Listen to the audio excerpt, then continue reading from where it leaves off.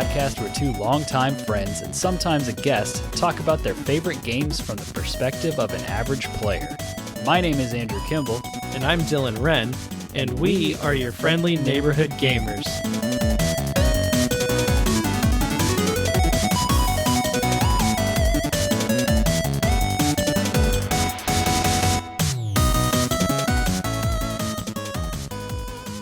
What's up and welcome back to the neighborhood, and thank you so much for listening.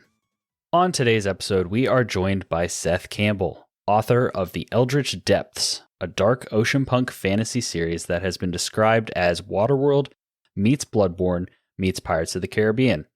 When he's not working on a new book or spending time with his family, you can sometimes catch him painting miniatures or live streaming board games. Thank you for joining us, Seth. How you doing? Doing great. How are you? Doing well. Can't complain. Today's Dylan's birthday. Did you know that? A long time ago, I would have remembered that. Yes. Happy birthday, Dylan. Yeah. Thank you. Figured I should mention it. You've got one coming up too. I do. Sunday. Mm-hmm. Nice. Yeah. Well, happy early birthday. Thanks for having me. Yeah, absolutely. So yes, if you couldn't tell, we know, or I know. I think Andrew may sort of tangentially know you. Yeah, I knew your little brother back a little better. Yeah. Did you?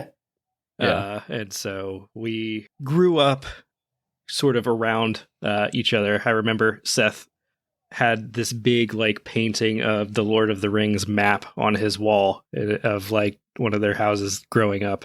Nice. Pretty cool dude. He has been doing a lot of cool stuff, especially recently. So we figured, hey, why don't we have him on the show? We'll give him a chance to tell us about all of this cool stuff that he's been doing. So yeah, I love it. Yeah, absolutely. So the way that these episodes break down is that the first half, we're going to be asking you questions about what it is that you do, your books, all that awesome stuff. And then the back half, we're going to talk a little bit about video games. And then at the very end, we'll close it out with a fun little trivia game that I have concocted this week. So with all that being said, let's get right into it. Obviously, read the little blurb, gave you an intro, but I want to hear it from you. Tell everybody what it is that you do. Yeah, so writing books, unfortunately, is not my full-time job yet, but it is, kind of quickly become my passion and side hobby. And so I'm indie author by night is what we call it. So when the kids go to bed, I sit down and I write. I started last year, kind of getting into it. I'd written before, like stuff, and just didn't know you could do anything with it. And then started last year researching the indie publishing industry and learning that, like, oh, you can write a book and just get it out there a lot of different ways. And so I had developed this story actually as a board game first, and it really was born out of Bloodborne. So I think we're going to be tying back to board games or to video games quite a bit here. Yeah. Because it was who is it? Vitya Vita. I'm probably butchering that, but you're probably familiar with him. Yeah.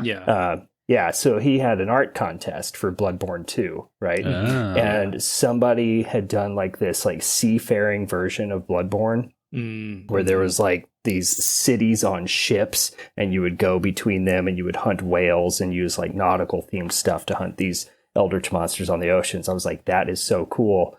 Let's take that a step forward. And I was like looking at the Bloodborne board game. And I was like, you know what? I love board games. I kind of have made my own, been making my own board games and card games forever. Never did anything with them. So I was like, started with the cosplay idea. I was like, well, what if there were these characters called like Deep Wardens? And they were just like these underwater monster hunters. And in this water-covered world, hunting eldritch monsters. I was like, all right, that's a cool idea for a cosplay. Let's maybe see if I can turn that into a board game. So I just started making a very Bloodborne-esque version of that, where you had these eldritch gods called the Deep Ones, and who kind of ruled the deep. But then there were moon gods, and the earth god was destroyed a long time ago, and that's why the world is covered in water. And so humanity is, much more diminished, and so the thriving race is the Oceanids and eldritch monsters, and so it just started kind of growing in this scope. And so it was really going to be like the Bloodborne board game and the video game, where you were these monster hunters, not necessarily an RPG, but had some RPG, upgrade components to it. A lot of item collection, very much like the video game where you'd collect the items and you'd craft your weapons and explore, and there would be quests and missions. And I love the way Bloodborne tells the story, which is basically they don't tell the story, right? Like you get the story through the things you pick up and the characters you talk to, and it's told in very clever ways, and then it makes you suss it out through the wikis, and I liked that. And so I was going to have that idea, and so it was just getting bigger and bigger, and I'd actually gotten into like a second draft of this thing of like play testing. It wasn't good.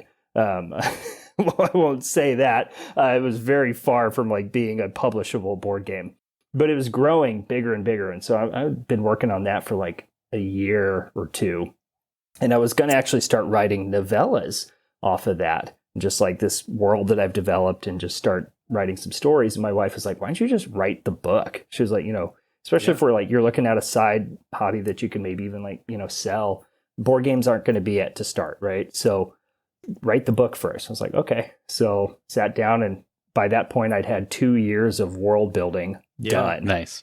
So the magic system, the weapons, some characters, locations, obviously had to adapt that a little bit to a novel form, but that's how the Eldritch Depths was born. And so that became the series, and in the early stages I was trying to figure out how many books it might be, and I kind of narrowed it down to 7. So I started working on the first book, Corrupted Tides, and just kind of hitting that really heavy last year, and seriously considering indie publishing. And so, it's very much inspired by Bloodborne. I use epigraphs and chapter art symbols and little drops here and there. Even the map is like a very in-world map. Like there's notes from the person who made it. So I like the experience of my book to be kind of read like you're kind of experiencing a world, like playing a video game like that, like a Miyazaki game where you just kind of you're getting it through pieces. Obviously you're reading the linear story. Right. But yeah, that's how it was kind of born. Yeah. And that's awesome. Yeah. Well, and I love that idea too of just the way you're describing it. I'm only like a couple of chapters into the book, so I haven't gotten the full effect of this yet. But like the way that you're describing it too, it sounds like, okay, I'm kind of just throwing you into this world. It's already going on. It's already kind of like Star Wars, I guess, in my mind, or Lord of the Rings, where it's like this world is a living, breathing world already kind of going on. And then you're able to kind of piece together like the history and everything just by sprinkling in the little like lore tidbits all over the place. And I think that's, I personally really like that. That's one of the things I like about sort of Miyazaki's games, the Souls games, all that sort of thing is just, even though I don't always have the patience to go read every item description. I do like kind of like sitting down and being able to kind of like read through like something that's been sort of pieced together about like, here is the history of this world told through 15 different items or, whatever it is. So yeah, absolutely. I know. And I will not say that I have done that as well. I poured through the wiki when I was playing Bloodborne. But if it's not clear, I'm obsessed with Bloodborne. So like I poured through the wiki when I was playing the game for the first time. And I think maybe the biggest compliment I could ever get someday is I have my own wiki of my books, which I did make one, but I haven't figured out how to do much with it. Right.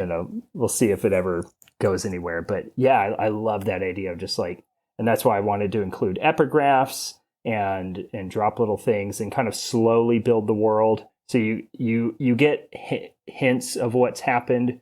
You have a story that's in the first book, Corrupted Tides, and it's very much about Vila and Nario and this new incursion that's happening. And that's the base story. But what we're going to get as we go on and on is the background, the history, and the lore. That's part of the story. Sometimes you get fantasy books and they dump it on you in giant exposition dumps. The research and the mystery behind the events that happened is the story, and the human characters are avatars into that story. But the real heart of it is why this world is the way it is, and we're just placed into a couple of human or oceanid characters that allow us to experience that story. Yeah, that's really cool. Well, I love the idea of the ocean because like Bloodborne touched on it a little bit towards the end of their DLC. Mm-hmm. But if you really think about it, like the ocean is full of eldritch terrors just in the real world. So it makes a lot of sense. Yeah. And that's been so fascinating in this journey, like getting people to read it now, is how many people tell me when they read it, they're like, I am terrified of the ocean, but I've read your book. And I think there's something about fear, and the things that you're afraid of, that can also still be a little exhilarating when told in the right way. And it's really fun to see. Like and one thing I did, and that is one of the main characters has a fear of water. And I kind of was doing it as a joke at first, and you probably haven't gotten there. Well, actually, you may have, Dylan. I don't know where you're at if you're only a couple chapters in, but one of the characters has a really deep fear of water. And I told my wife that I was going to do that, and she was like, you can't have someone who's afraid of water in an ocean-covered world. And I was like, sure, right? Someone's going to have a phobia, and it would be fun to kind of deal with. And that character kind of then becomes a little bit of an anchor point for anyone who also shares that fear. And so a lot of people who really have that fear, they're kind of really latching onto that character. They're like, he's my guide now into this world. Yeah. Well, and I think that's a super interesting character too, of just like something that you would think, oh, I can't do this in a book where it's, all ocean or something like that. Or it's like somebody who's afraid of outer space and you set them in like a space opera or something like that, Yeah. Yeah. But I do think that's a super interesting and like something you don't see a ton of. Like, hey, this person is afraid of the world, basically. Yeah. So it's a cool concept, and it's stuff you kind of like miss out on. Like you have Anakin, who's like, I hate sand, and that's just a thing you never really get to explore. Of like, he grew up his whole life, and you get one line about it, and you're like, oh, that'd actually be really fun to like see someone on Tatooine who like absolutely just hates sand. Yeah, like I cannot stand this. So I hate this desert world that I'm trapped in. Yeah.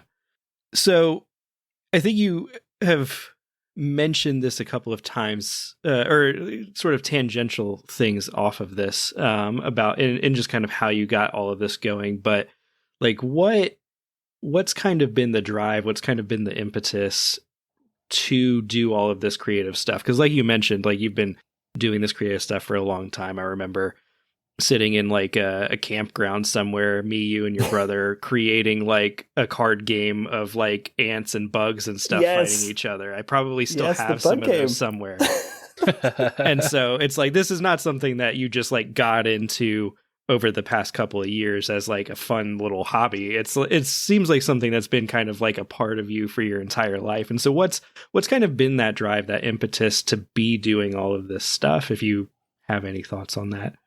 Yeah, no, you're right. It really has. And my dad actually just brought me up one of my old card games that I made years ago. And I looked back through them and was like, oh boy.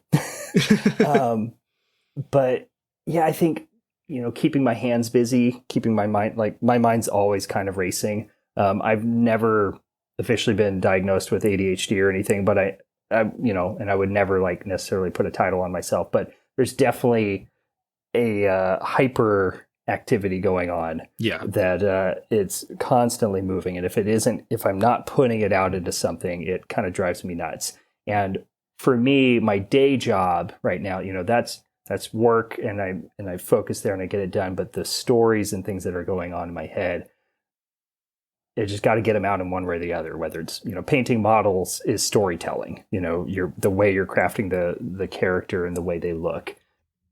And I've just always been in love with board games, and specifically board game mechanics, how they work, how you design a game mechanic to tell a story. And I remember my first one that I really got into, was exposed to, was the Lord of the Rings trading card game. Yep. So I kind of skipped Pokemon.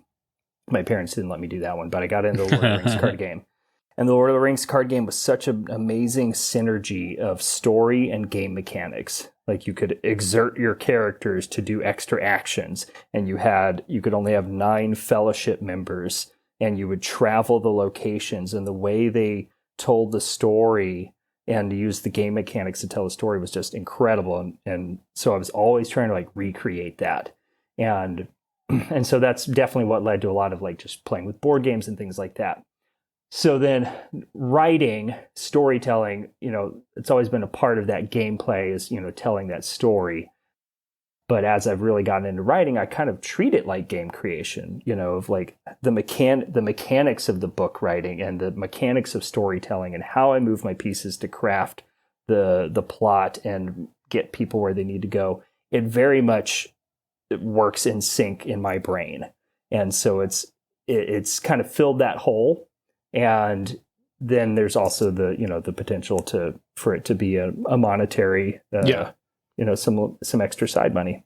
Oh yeah, that always helps for sure. I'm not gonna lie about that. Yeah. No, that's the dream for all of us who have that creative, creative drive to make something like that. We enjoy that part of it, but yeah, if it could start bringing in some additional income, who's going to complain about that? Yeah, absolutely. It's like a cherry on top sort of situation. So I do have to ask though, because you've mentioned board games a bunch of times. I love board games as well. What would you say are your top 3 board games if you had to pick?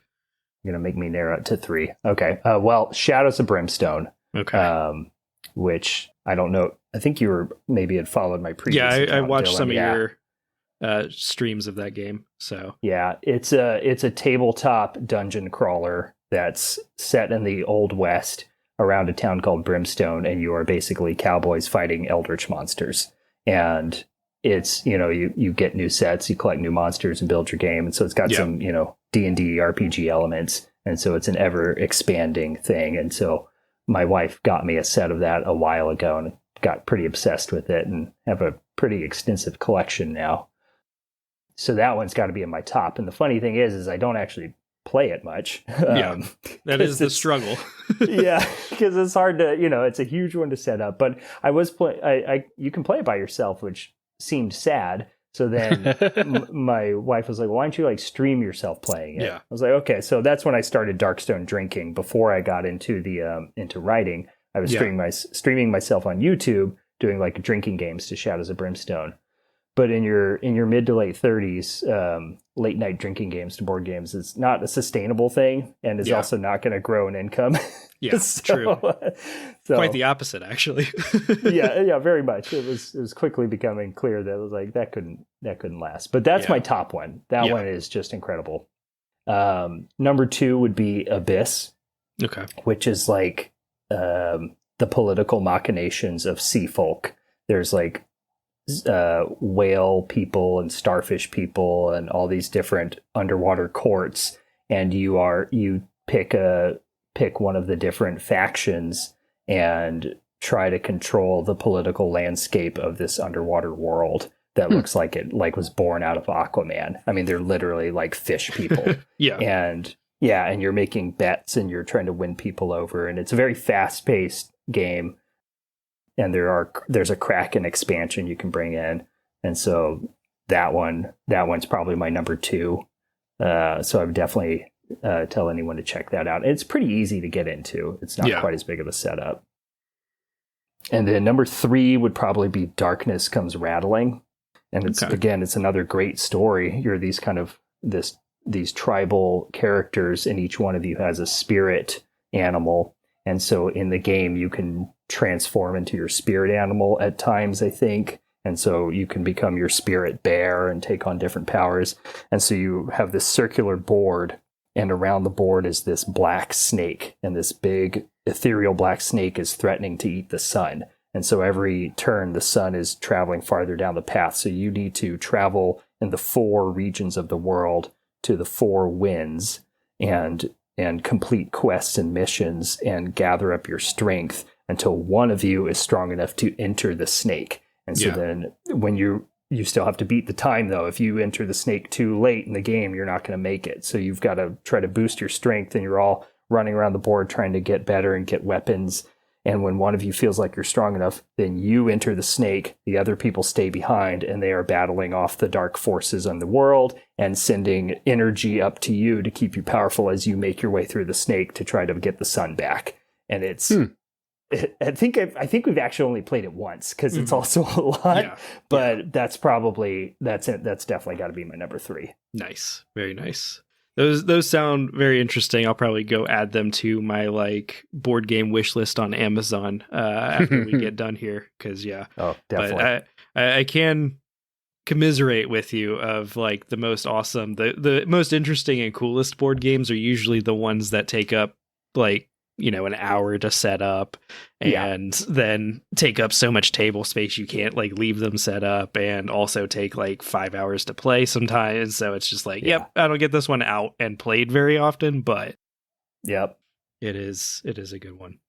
I'll throw in my honorable mention real quick, and it's one that we haven't gotten to actually play, but it's sitting there and I can't wait to do it one of these days. It's called Merchants of the Dark Road. And you are these groups of merchants who are traveling this dark road between cities. And so you are going to different villages and places and collecting resources and basically trying to make your way through this kind of harsh landscape. And the art just looks really cool. And it's, again, very story-based. And you're going to inns and you're meeting with kings and different merchants and trying to set up a monopoly of trade along this path. And it looks incredible. Nice. And I think if I play it, it's probably going to rocket to a higher spot on my list. Oh yeah, that does sound pretty awesome. That does sound I've been playing a lot of Gloomhaven off and on for years and years. That one's fantastic. Twilight Imperium is another one of my top games. Sci-fi space opera. Basically, also takes like 8 hours to play, so doesn't get to the table very often, if at all. And Eldritch Horror is probably another one that I enjoy. It's kind of like basically it's like the Call of Cthulhu RPG, but like the board game sort of form of that. So noticing a theme here with all these dark eldritch ocean games. Yes. Yeah, if you haven't noticed, it's a little bit of an obsession with mine. Well, you can see I've got a giant squid behind me right there. Yeah, there you go. That. Nice. I'm curious about how you come up with the names for your series or the individual books. Like, what is your process for naming things?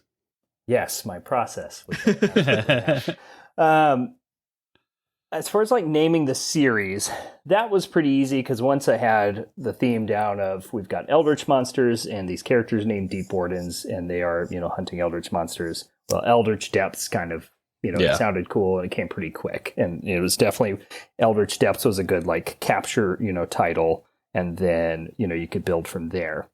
The rest of the names, so the first book is called Corrupted Tides. The sequel, which comes out Sunday, is called Tainted Seas. And so I like formulas. And so it was very easy to say, all right, well, let's find like these mutated words, these, words that symbolize corruption and that. And we'll find ones that kind of match the plot as it's going forward. So I know where the 7 books are headed. So I know where all my titles are. And I can kind of match the right words to those and then find the correct ocean word that goes with that, right? Yeah. So we start with tides and then we'll go to seas and we'll bring them in. And so that's kind of the process with that one. And they don't give too much of the plot away, but they give you a sense of what's happening. Yeah. As far as characters, I wish I could say I was better at linguistics. I have no problems naming anything. So I'm very, very fine just like coming up with a name very quickly. But I actually had to work with a volunteer linguist for the second book who has been helping me develop the phonology and etymology of the merfolk characters in the second book, who are called Oceanids, because I was just like basically putting my face in a bowl of water and saying like, well, what would it sound like if an Oceanid tries to say things? So it's literally just making my version of bubble speak. Yeah. And that gets you about 10 words in. But after that, you start to contradict yourself. You don't have a good history of the language. So he kind of helped retroactively create some of that. And there's a lot farther we could go with it. So there's now a little bit of he's given me a whole like 23-page document that gives me some guidelines. So now I can create more Oceanid terms with more knowledge and understanding than I was able to before. Yeah. With the other characters, I have the benefit of this fantasy world was, completely covered in water. So a lot of civilizations are lost, right? So everyone who survived rose up to the surface and had to blend together. So I get the benefit of being able to just kind of mix and match names and cultures and create a new mix match culture without having to adhere to too many rules. Although I do have one past civilization that we'll learn a little more about. So I have to make sure that at least the names from that civilization have a little more in common. Right. Yeah. Wow. So much to think about when, because you're writing a story, but you're also, like you've said, creating a world. And I didn't even think about what it must be like to try to come up with a language for people that live underwater. Yeah. And so I find ways to not work myself into some of those corners, and just, avoid some of that, as cleverly as I can. But especially with creating a language. But that's been the nice thing about marketing the book on TikTok is you meet people who are like, this sounds pretty cool. Could I help you out with that? And they're like, yeah, sure. Yeah. Yeah. Can I send you a book? And they're like, yeah, send me a book. And you're like, okay, great. Yeah, that's really cool. Yeah. Yeah, because that's and I know too. Just for me, naming stuff is super hard. Like when we're running our D&D games, there's always some character that I should have said out loud a few more times, just to make sure it wasn't about to become just a pain in my ass for the entire rest of the campaign. But so I am genuinely impressed by your ability to come up with all of these names for characters and, kind of build them into your world. So it's probably one of my favorite things to do is come up with names. But yeah, you run into struggles there. Like I realized that I have 12 weird fantasy people and creatures that start with a T in the second book alone. Yeah. And so I had to put a glossary and pronunciation guide into the second book because people were asking for it. Yeah. And then when I wrote that and realized how many T names I had, I was like, oh my gosh. Yeah. That's okay. It's like all the characters in Elden Ring starting with G with your Godwin and Godfrey and Yep. Yeah. Well, it's one of those things where it's like when you're coming up individually with a name, you don't think about the fact that it starts with T. And then you sit down and you look at a list of it and it's like, oh man, there's 12 characters or whatever that start with T. Maybe I need to diverge a little bit from this in the next book or something. So yeah, you pull back and look at it in the full context. And it's really interesting. So you mentioned a little bit about how, especially through your marketing on TikTok, you've been getting to meet more people and do some, people coming up and helping. What's been some of the stuff like that's been sort of surprises for you about getting into writing books and stuff? What's been some of the surprising things about that process? One of the big surprises is just how much marketing you have to do as an indie author. I think I wasn't quite as unaware of that as maybe some people were when they're getting into it.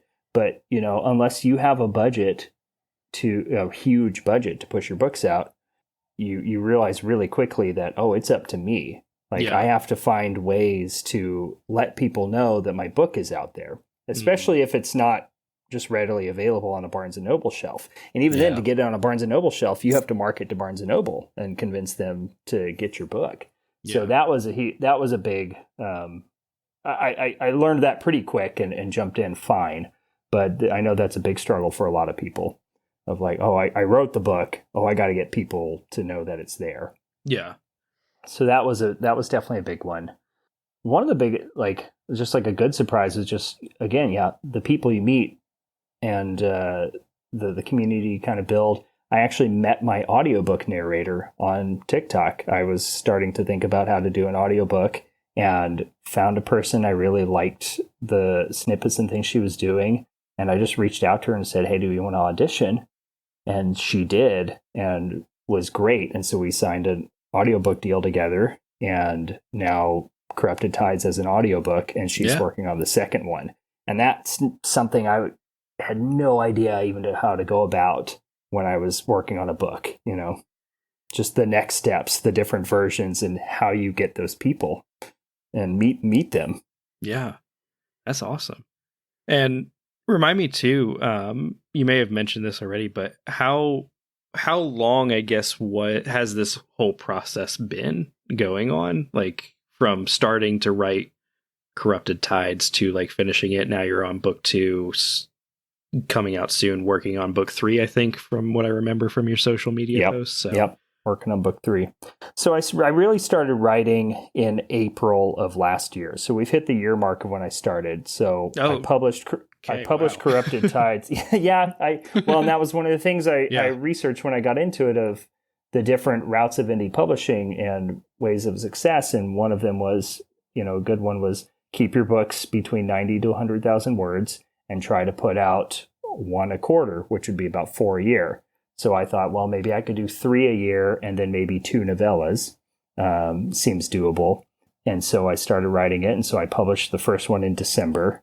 And then, I published a novella in April and am publishing the sequel in June. And then I'm hoping to get another novella out in the fall, and then a sequel and then a third book in December. And I'm relaxing up on that a little bit for myself, just for sustainability. Yeah. Right. But I still try to, I'm trying to kind of keep somewhat of that schedule to some degree.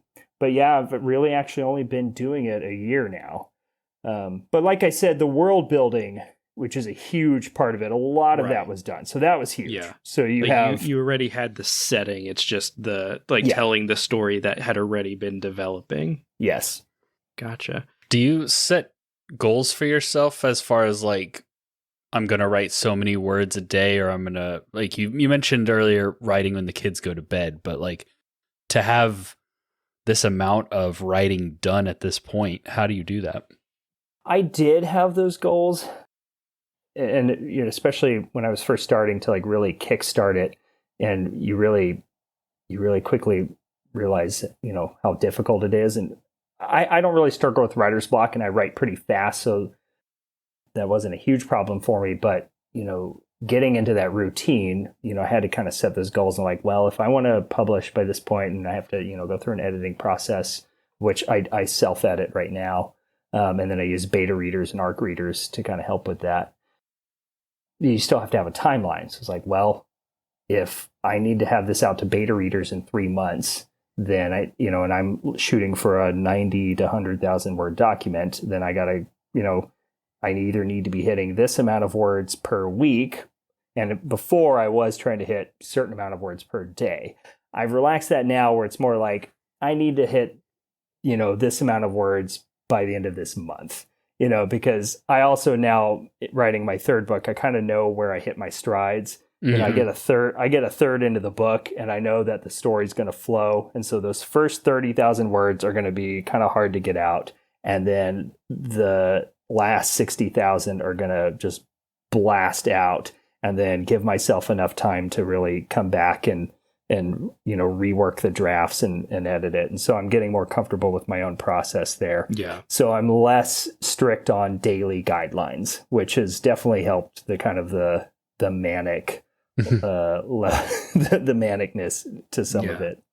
Well, and I know you said you've been kind of developing this world for years and years. And how much of it, I guess, is stuff that is just kind of like in your head, and how much of it is like, have you put any, like, do you have like a world book, or like here's my list of documents of like ideas, and like, here's how this works in this, setting? Or is it a lot of just kind of like, it's in you and it's just got to come out in these stories? Yeah, a little bit of both. And so for a while there, it was in my gameplay notebook. Yeah. So I had monsters and magic systems, but then you have to figure out how that works for a novel.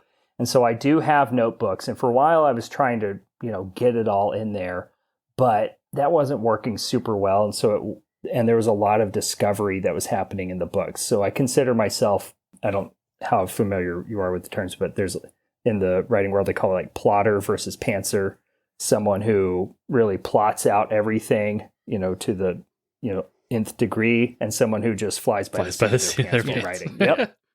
And I considered myself more of a plotter, but I've learned I'm a little bit more of I'm a little between, and so I heavily plot the world and I plot the big arcs. But when I sit down to a chapter, I kind of sit down and fly by the seat of my pants, and so that means sometimes a new character might enter that wasn't there before.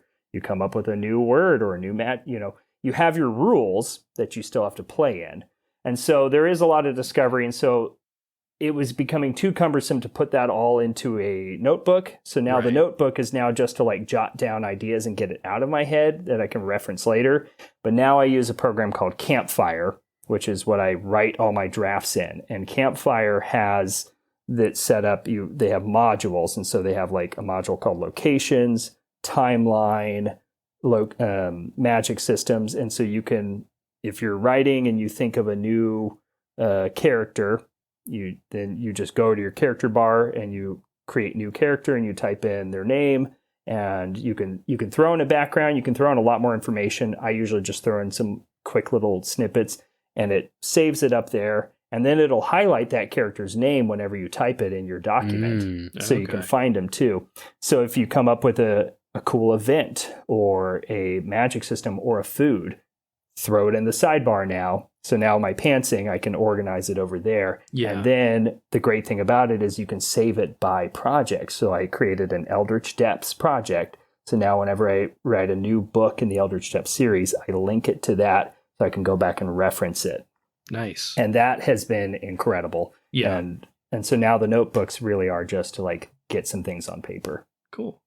So you mentioned marketing being tough for an indie writer. Would you say that has been the most challenging part of this process, or is there something else that comes to mind?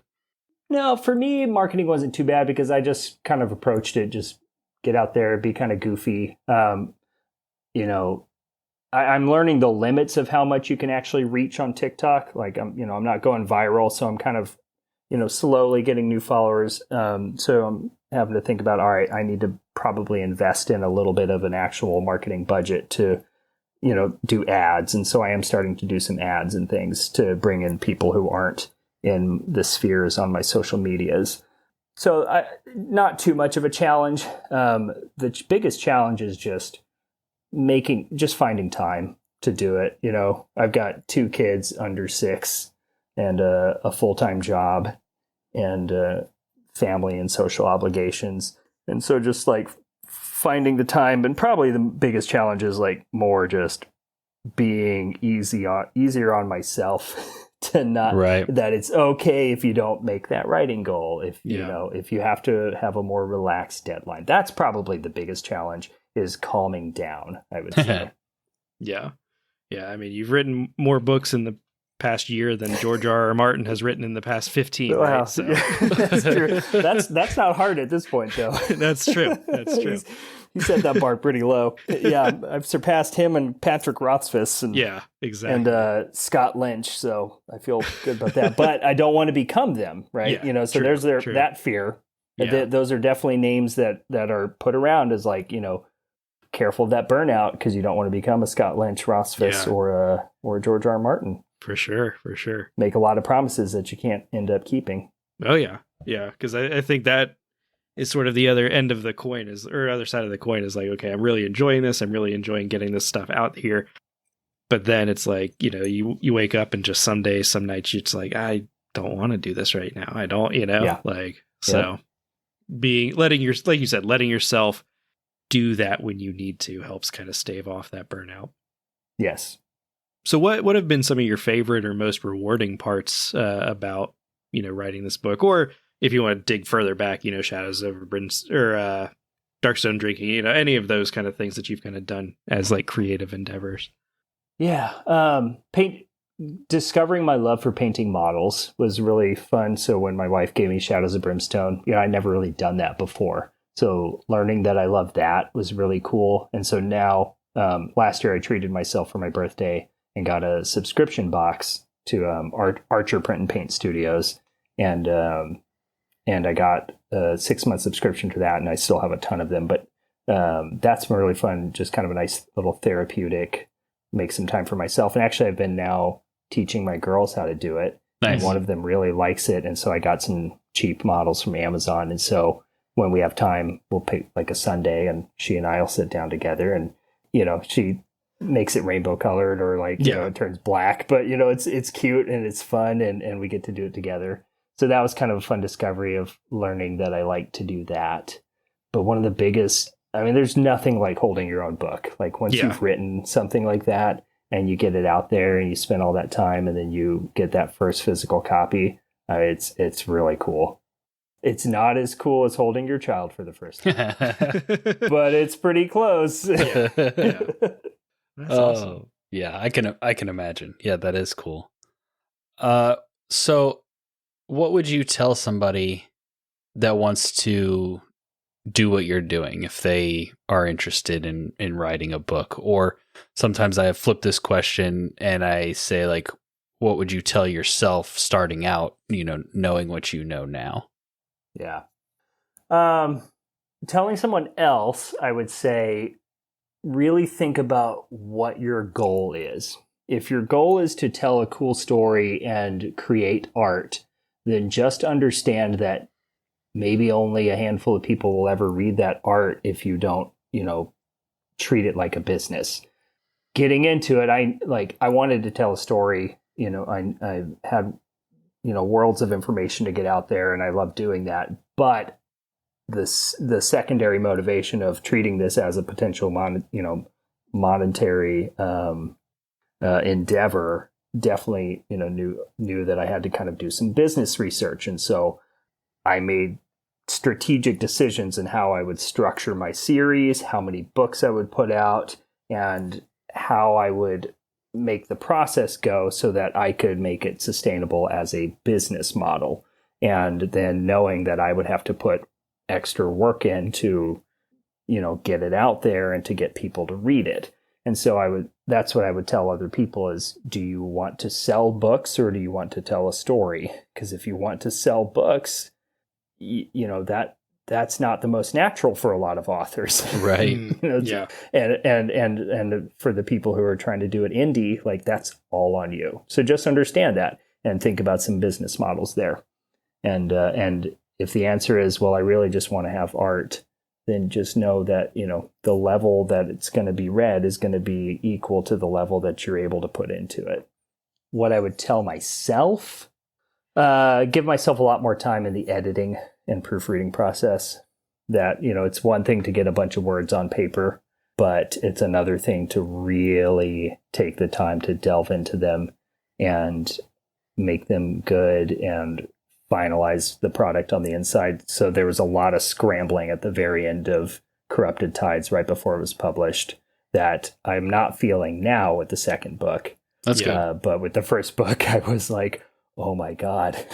Yeah. I wrote this thing, but there's like, I was like cleaning up and editing and fixing things and doing stuff last minute up to the point just like super, super stressed. Yeah. And now not quite feeling that way with the book 2. And with book 3, I've put a very soft release date. So just give myself more time. Like I'm going to hit this season at some point, but I know it'll get done. I've got a lot more knowledge now. So you have to learn that stuff.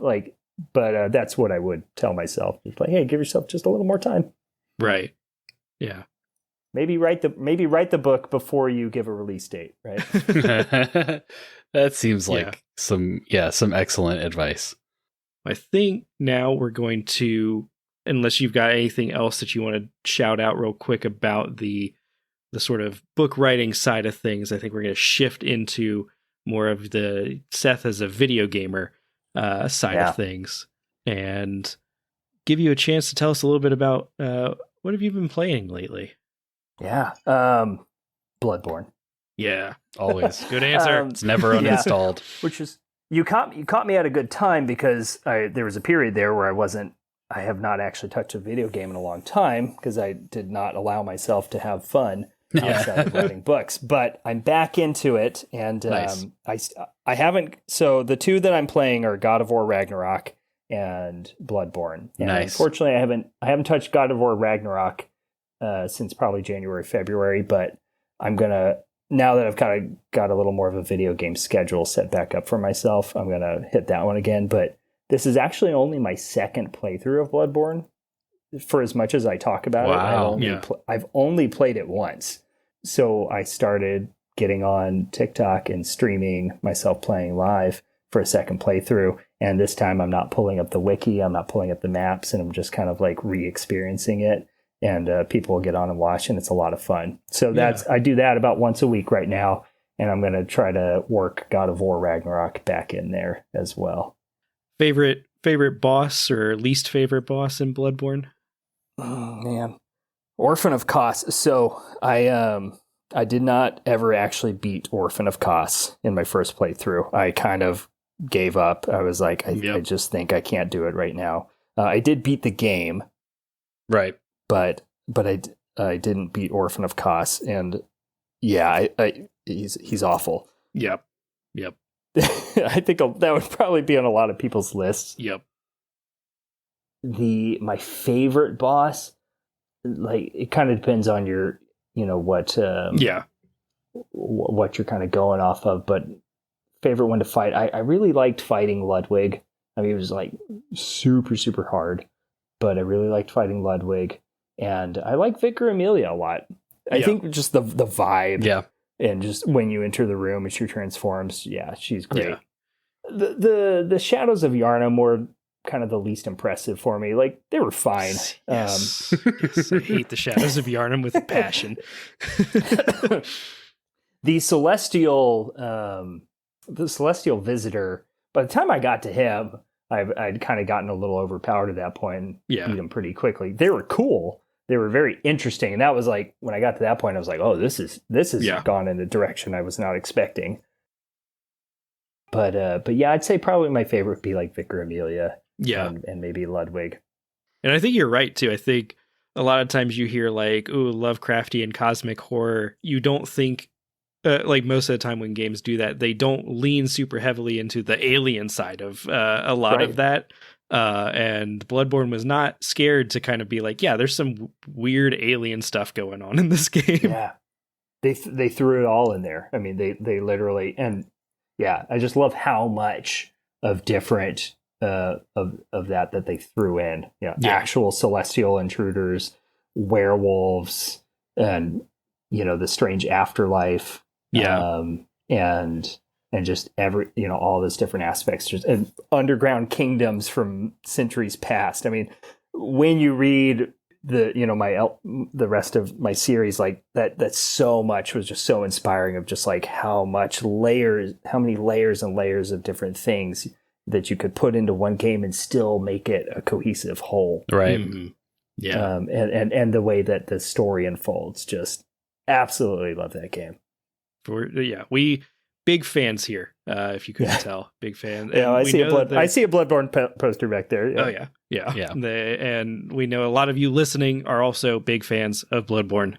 So if you're interested, we'll mention this again, I'm sure. But hey, we might have a book for you to check out. Yeah.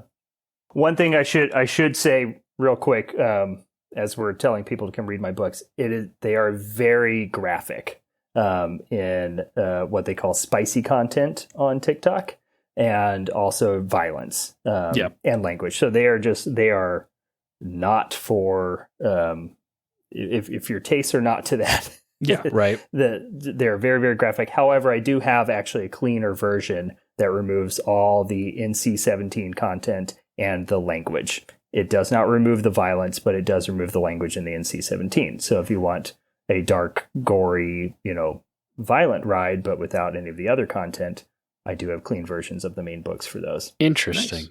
How does that work? I go in and I either completely cut out a scene or I change the wording. Okay. Yeah. So you manually go through and do it.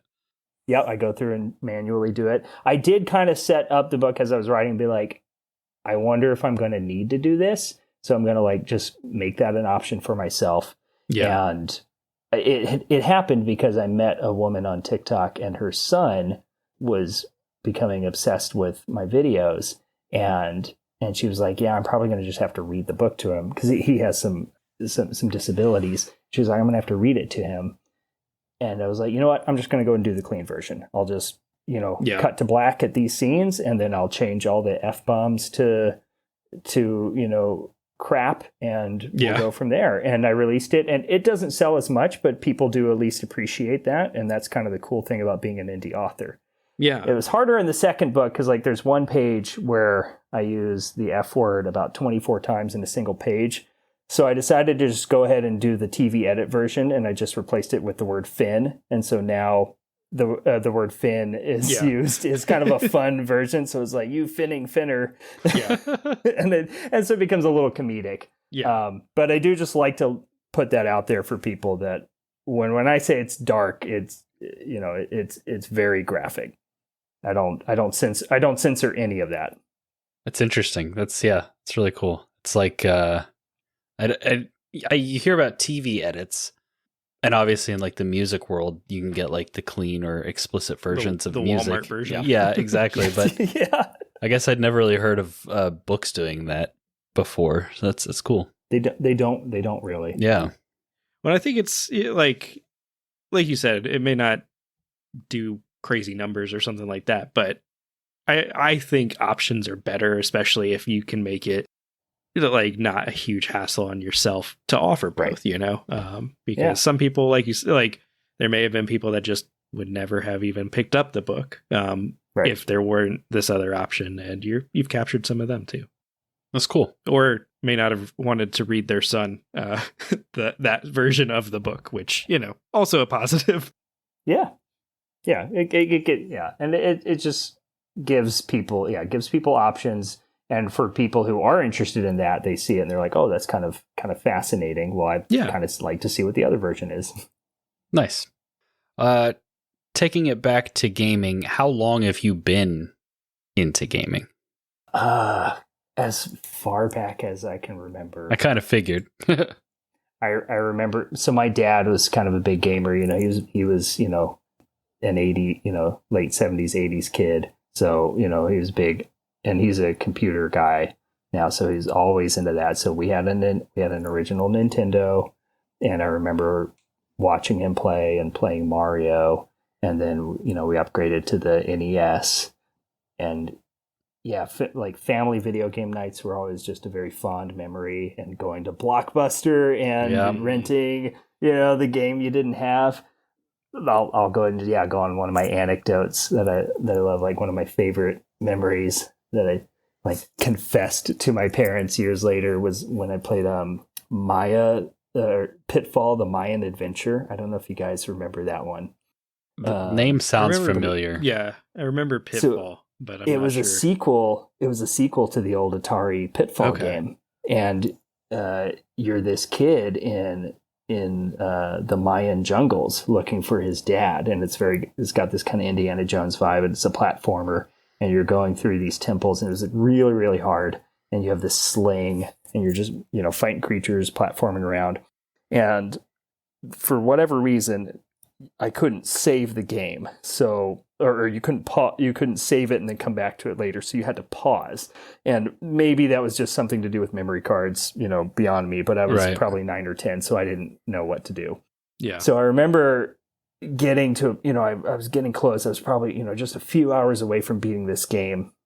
And it was, time to call it for dinner. So I paused the game. I turned the TV off. I didn't turn the system off. And I just just hoped, just prayed to God that my parents weren't going to come in and watch TV that night. Yeah. And they didn't. And so I snuck back out probably about midnight and I turned it back on and I beat the game. It was probably about 2:30, 3 in the morning. I came out and I beat the game because you could beat a game in 9 hours, but you don't have 9 hours as a kid, right? Or 6 hours.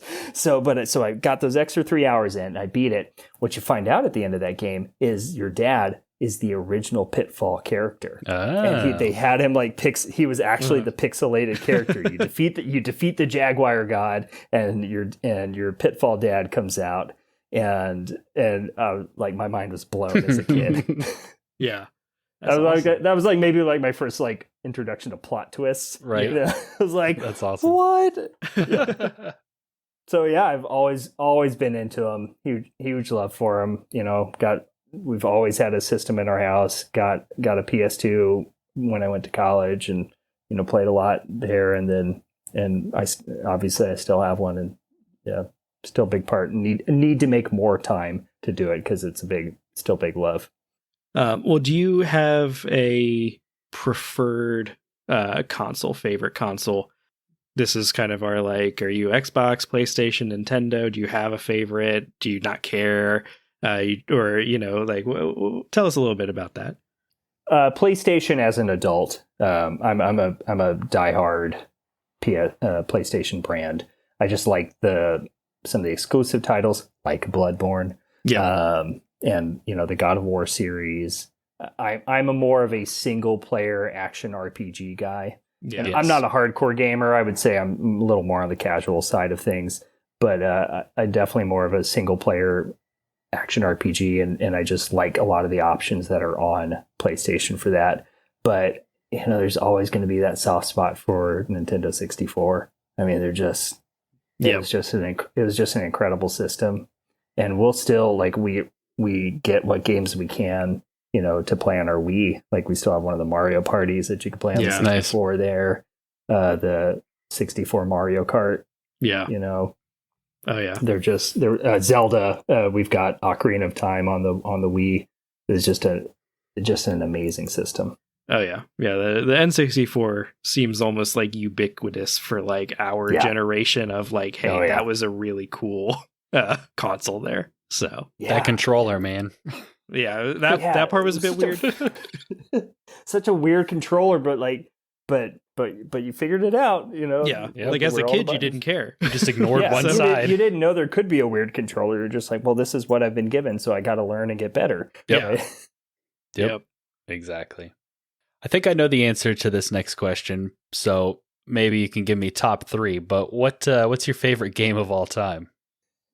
Say it with me now. Bloodborne. Yes. Yeah, Bloodborne quickly rose to the top. I wouldn't say even quickly. I mean, like, I turned it on, or maybe saw the cover. I was like, and I hit it late. Like, I got it 5-7 years after its release, when I was really getting back into gaming. I was like, and then I was like, oh my God, this is going to be my favorite game ever. And I had actually never played a Miyazaki game before. So I had not played any of the Souls games, and I was just immediately in love. So absolutely top 1. Top 2, or the second in there would be the latest God of Wars. Yeah. The new... They're really good. You know, Viking God of War and God of War Ragnarok is somehow topping it. And again, I haven't beat it yet, but they're just storytelling, and the mechanics and way they do the single shot gameplay is just like tricking you, you know, into feeling like you're watching a single camera shot through this whole thing is just so cool. Then third, it'd be Black Flag. Yeah. Mm-hmm. Nice. Yep. Yeah. Solid choice.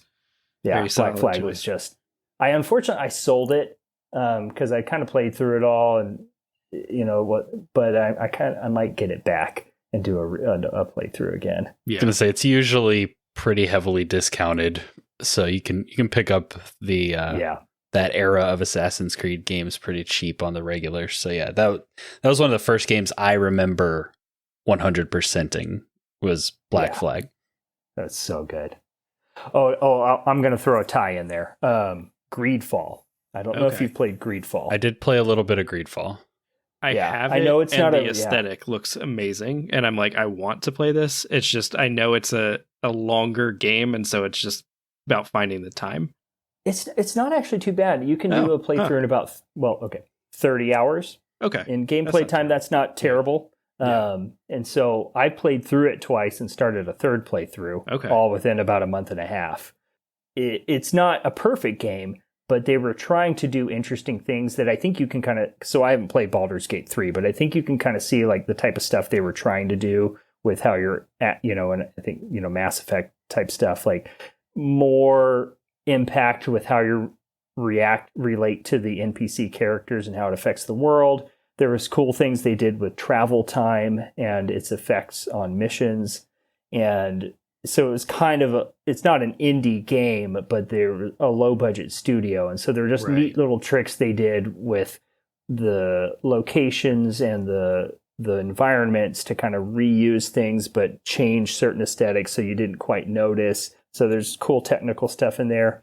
So definitely, I think it has kind of garnered a cult following, enough so that they're releasing a sequel on PS5, and I think it's got a higher budget. So I was very excited to see that. I would absolutely suggest checking out Greedfall, because the combat system is just really, really neat, and the way that you can link objects and craft items and have all of that at play at your fingertips in combat is just very, very easy to integrate and makes combat very, very well ranged. You can't just button mash, but it's not quite as crazy as Sekiro. You can have a very mindful approach to how you build your character and how you use your items, but you're not quite so it's not quite so wild. Yeah.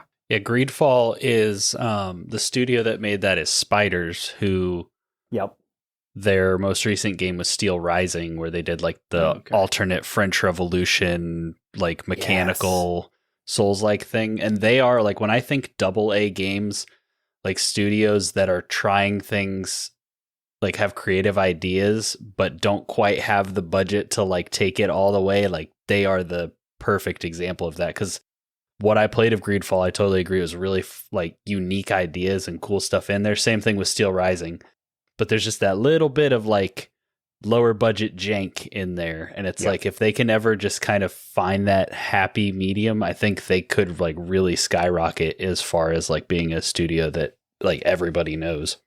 Yeah, I think they really could. That's why I'm very, when I finally get a PS5, I'm very interested to play Greedfall 2 and see what they're gonna do if their budget did increase, right? What kind of is next for them? Because I haven't played anything else by them, but I have kind of heard that. Yeah, well, I know there are when we talk about video games, there are certain things that we kind of look for in a game that lets us know, like, hey, this is going to be a game that I enjoy. For myself, I really love games that give me a lot of exploration and freedom to kind of explore the world and learn about the world and have strong characters. And so what are some things that you look for when you're looking for a game that lets you know, like, hey, this is going to be a Seth game that I'm going to really enjoy and vibe with? The ocean. Yeah. Aesthetic is definitely up there. So I look at a game like Bloodborne, Black Flag, Assassin's Creed Valhalla, Ragnarok, Greedfall. I look at them pretty quick. I'm like, all right, the aesthetic is grabbing me. So if the next elements, are in play, then I'm definitely, that's what's going to get me first. After that, I definitely like some exploration. I was a little wary of open world to some extent. I hadn't played a ton of it before the Assassin's Creed games. Just because I was afraid I would just kind of go all over the place, and I do.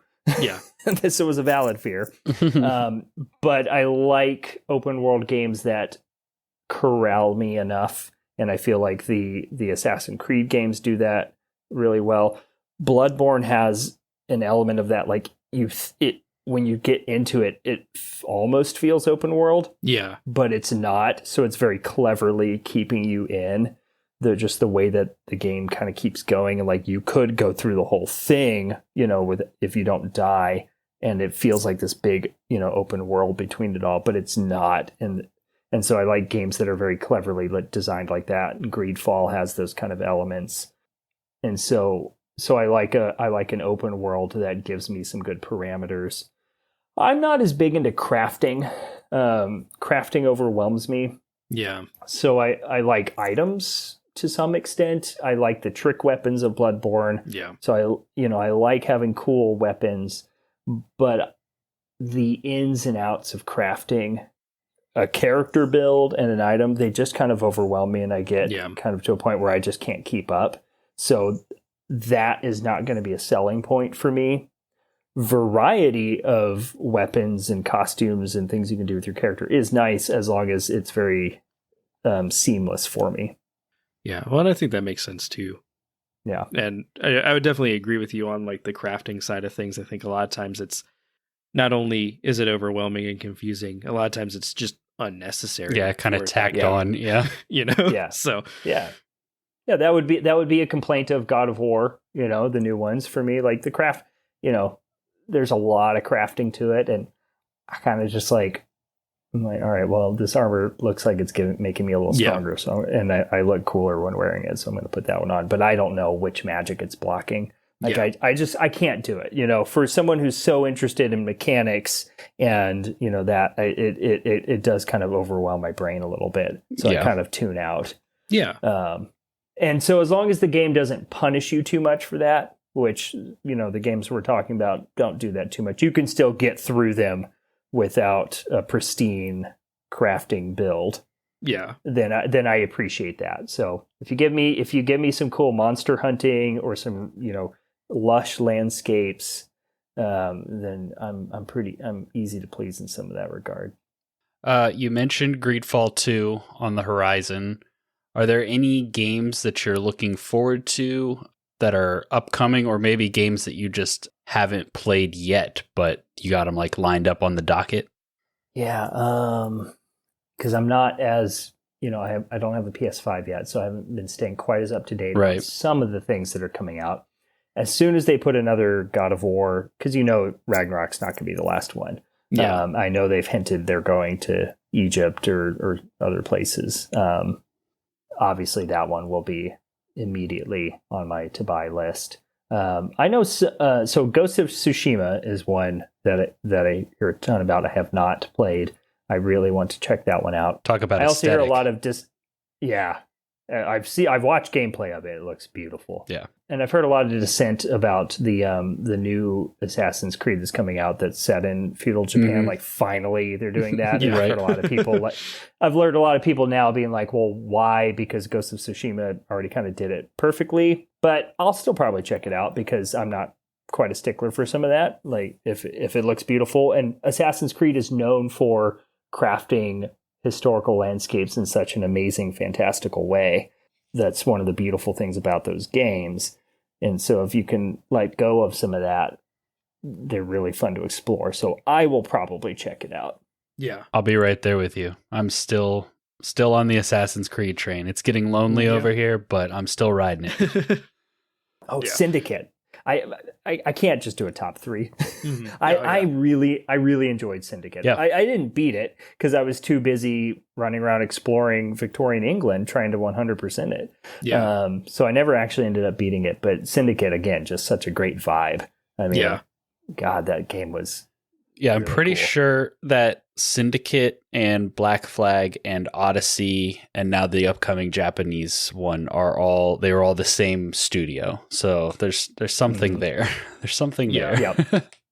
Is Valhalla wasn't the same studio? No, I think Valhalla and Origins, like it's all Ubisoft obviously, and there's a lot of like collaboration, but I think that like the specific like lead studios for the ones that I just mentioned were all the same, and then the other ones were a little bit different. But okay, that's interesting. I didn't realize that either. So well, it's because like they released. That's the only way they're able to release like Origins, Odyssey, and Valhalla basically like a year or two apart with how like the size of those games is they have like alternating studios take the lead, kind of like Call of Duty, except a little bit.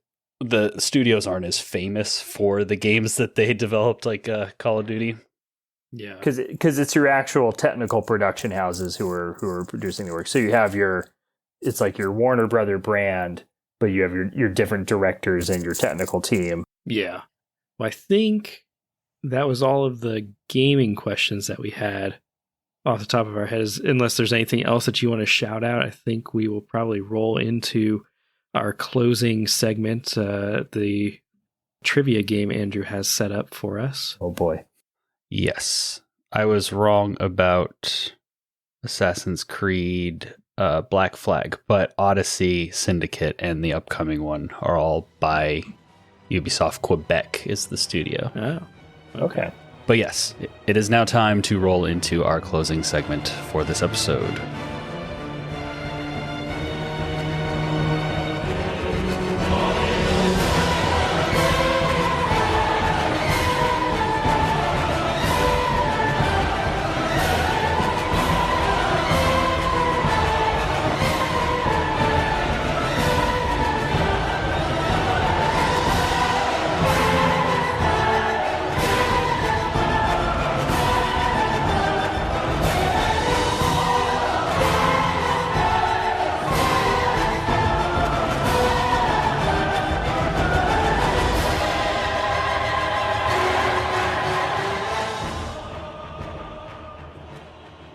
So for this episode, I went back to a game that we've played a few times in the past, but I thought it was fitting for a writer.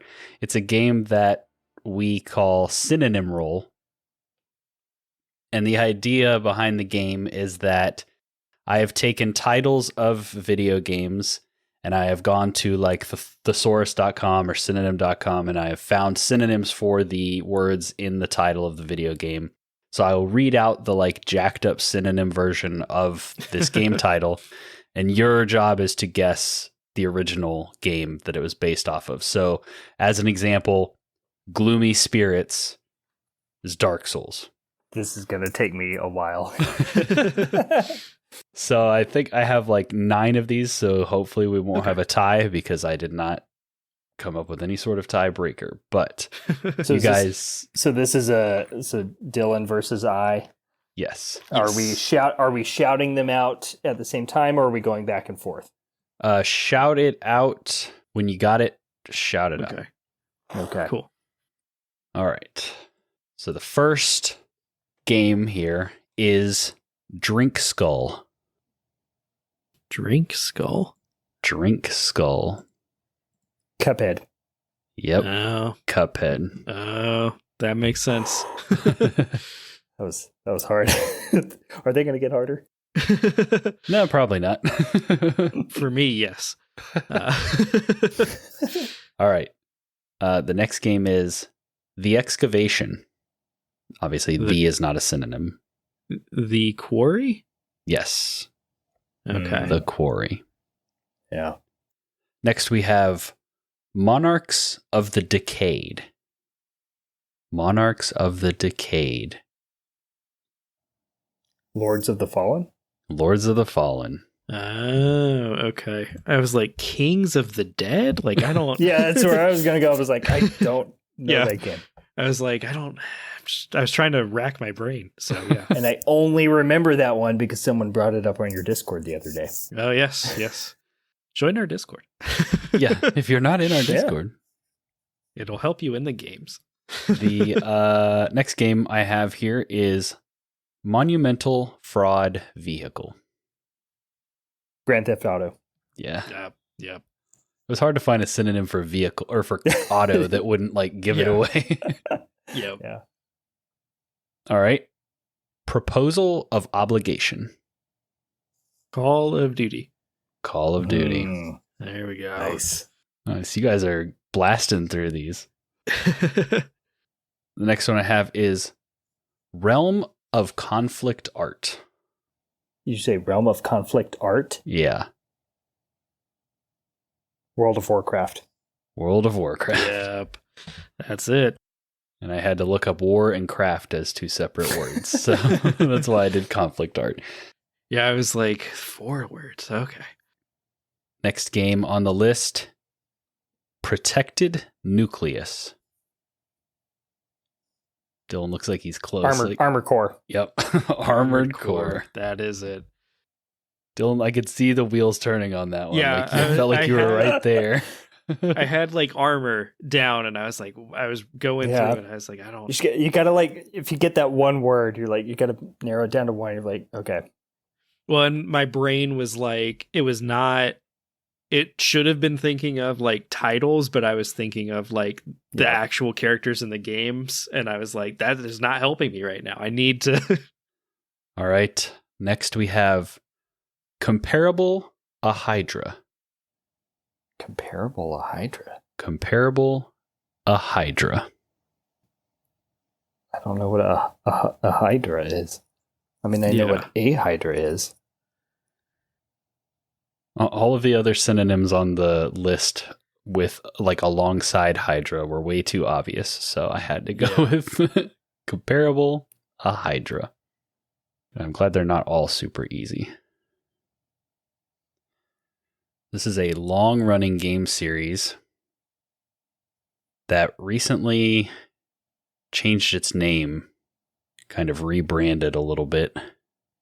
Yakuza Like a Dragon. Yes, just like a dragon, but yes, that is it. Comparable a Hydra. So Like a Dragon? Yeah. Okay. Because the new one is like a Dragon, Infinite Wealth or whatever, and I could have added Infinite Wealth to it, but yeah, the like mainline ones are now called Like a Dragon, and Okay. We're going into the final game that I have. What's the score, Dylan? The score is currently Seth 5, me 3. So Seth has won it already. This is for either his victory lap or my pride. We'll see which. So I will say that I am shooketh. I am not normally good at these. You're killing it. Yes. The last game, Calamity. Fallout? Nope, not Fallout. I'm trying to remember what of these are games. Like, is Mayhem a game? Calamity. All I can think of is Cataclysm, and that's not. That's not. Nope. This is a very old game series that had a bit of a modern revival in 2016. Do we get the system that was on? It is now an Xbox. Xbox purchased this studio, but before that, it was on Xbox and PlayStation. And actually, you maybe could even play this game on the Switch, although I don't know how good the port would be. It's first person. Oh, is this like Oblivion? Is this Elder Scrolls? No, not Oblivion. Somebody in the comments is going to be screaming. This studio and game franchise was acquired when Xbox bought Bethesda. Oh, is this Doom? Doom. Doom. Okay. Motion sickness, the game. Yeah, so Doom 2016 was like kind of the modern revival, and then Doom Eternal came out after that. But Doom goes all the way back. Oh, yeah. Well, Doom goes all the way back to PC. Yeah. Yeah. That's where it started, right? Yep. Right. It was like way one back. of the first person shooters, that and like Wolfenstein.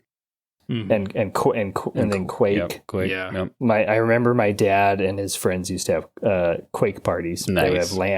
They would have LAN parties, and they would all set up. And Nice. that's not a game I should have been watching at 8 years old. But, back in the 90s. Yeah. But yeah, connect to other PCs by LAN, and they would just play Quake for hours, and they had trophies. And nice. So, That's awesome. Your dad is awesome. Yeah, that sounds amazing. yeah, he's pretty cool. We can get him on the podcast if you want. Hey, there you go. Sounds like a good plan. Yeah, he could talk. He's got his trigger thumb. He could talk a lot about what was there was an old Atari game, Joust. Oh, he was like a joust. Yeah, he was a joust master. At least in my eyes, right. He was a joust master.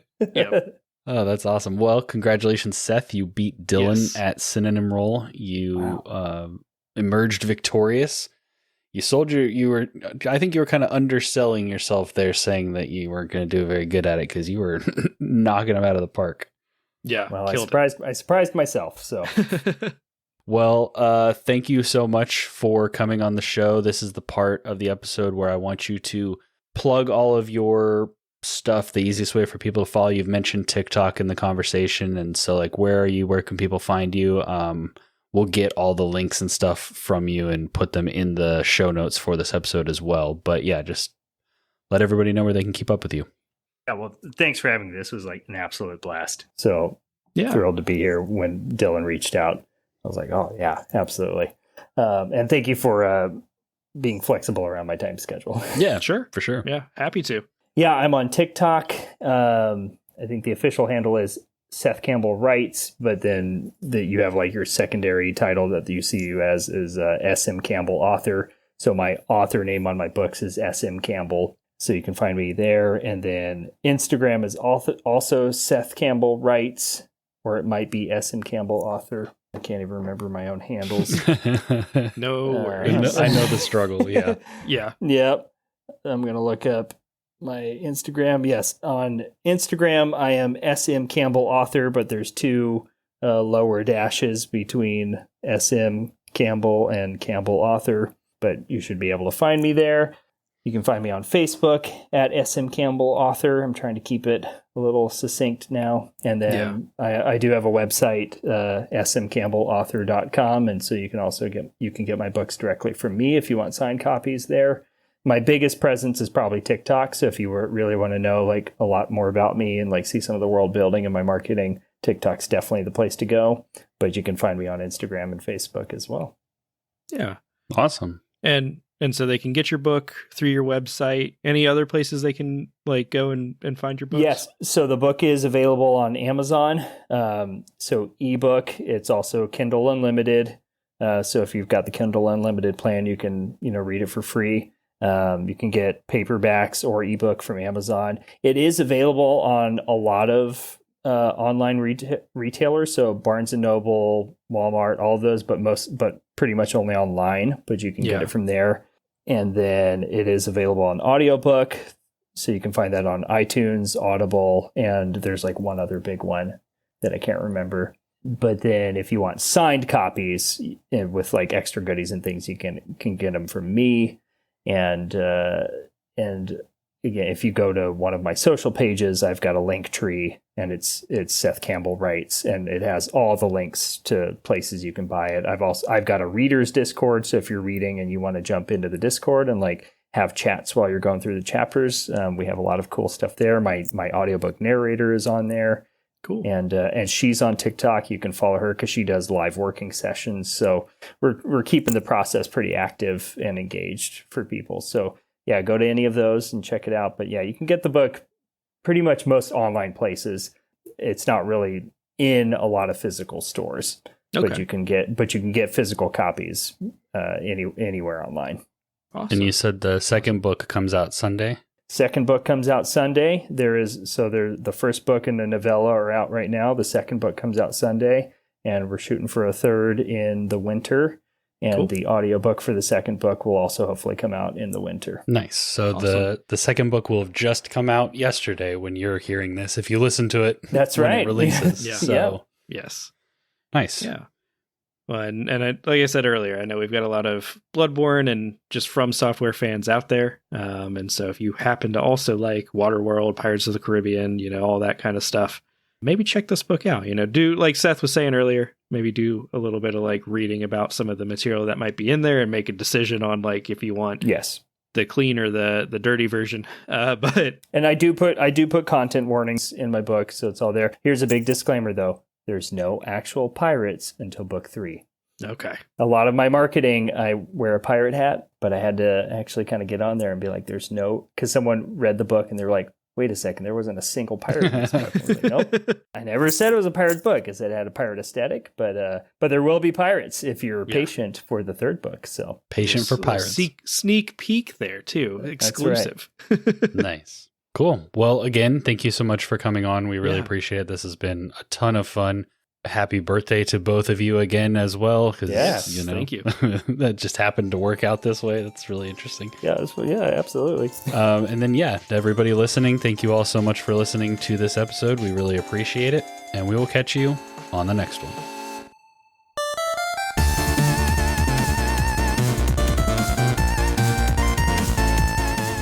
We hope you enjoyed listening to this episode of the Friendly Neighborhood Gamers podcast. If so, we would greatly appreciate your help in growing the show and the community by giving us a 5-star rating and review on Apple Podcasts, Spotify, and any other podcasting app that allows it. We also have some great videos on our YouTube channel, including reviews, rankings, and other topics. We would really appreciate you checking it out. And if you want to keep up with everything going on in the neighborhood, follow us on Instagram and Twitter, and feel free to jump in our Discord server. We hope to see you there. Links for everything are in the podcast description. Thanks again for listening, and remember, stay friendly, gamers.